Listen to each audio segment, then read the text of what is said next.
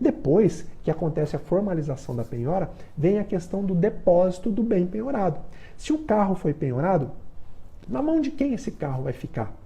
Vai ficar na mão do executado para ele sumir com o carro, para ele deteriorar o carro, para ele entregar o carro para o leilão lá na frente todo arrebentado, todo esbagaçado? E aqui que eu quero te dar mais uma dica prática.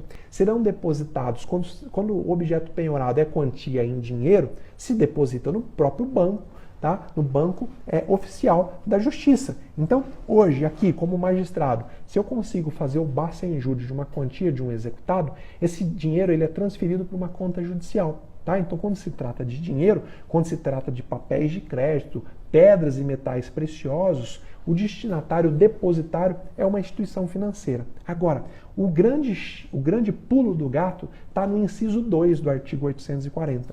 Por quê? Porque ele fala assim, quando o bem penhorado for um bem móvel, quando for um semovente, ou quando for um imóvel urbano, ou quando for direito aquisitivo sobre o imóvel urbano, o depósito desse bem penhorado, ele não fica com o executado, ele tem que ficar com um depositário judicial. Professor, o que é esse depositário judicial? Ele é um servidor público que é o guardião dos bens que são penhorados naquela comarca.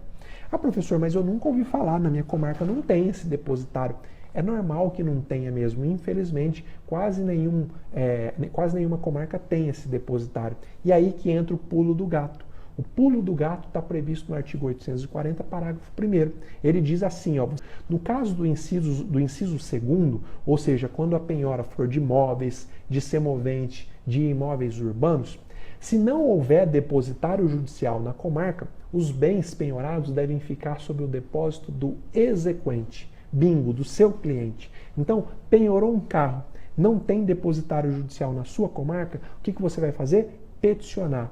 Excelência, o objeto deve ser depositado nas mãos do exequente, de acordo com o artigo 840, parágrafo 1º do CPC. Esse aqui é mais um alerta prático para você fazer assim, sair daqui hoje e peticionar. Ah, professor, o meu processo já está em depósito com o executado, eu não sabia disso, não pedi. Você não precisa ficar preocupado, ah, mas isso daí não é conveniência do juiz, não é o juiz que escolhe, não. Absolutamente não. Muito pelo contrário. O próprio artigo 840 ou artigo 841, bem pertinho, fala que o objeto da penhora só fica em poder do executado se o exequente concordar. Se você não concordar, quem fica como depositário, é o depositário judicial. Se não há depositário judicial, é o exequente. Por que o CPC, o novo CPC, inverteu essa lógica? Essa lógica não era assim antes. Justamente para tentar dar mais efetividade para a justiça. Porque na prática o que acontecia? Deixava o bem em depósito do executado, o executado destruía o carro, tomava 1 milhão de multa, porque ele já sabia que esse carro estava perdido, esse carro estava penhorado, ou ele começava a depenar o carro, tá? Destruía o carro. Quando a justiça ia pegar o carro para fazer um leilão, estava lá só a carcaça. E era isso efetivamente o que acontecia.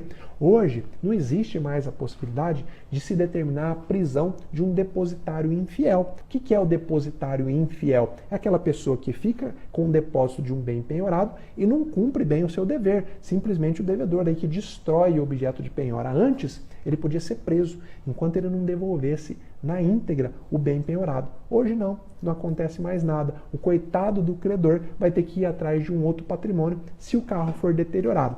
Você já sabe como evitar isso. Você vai pedir para que o depósito fique ou na mão do depositário judicial ou na mão do próprio exequente, tá bom?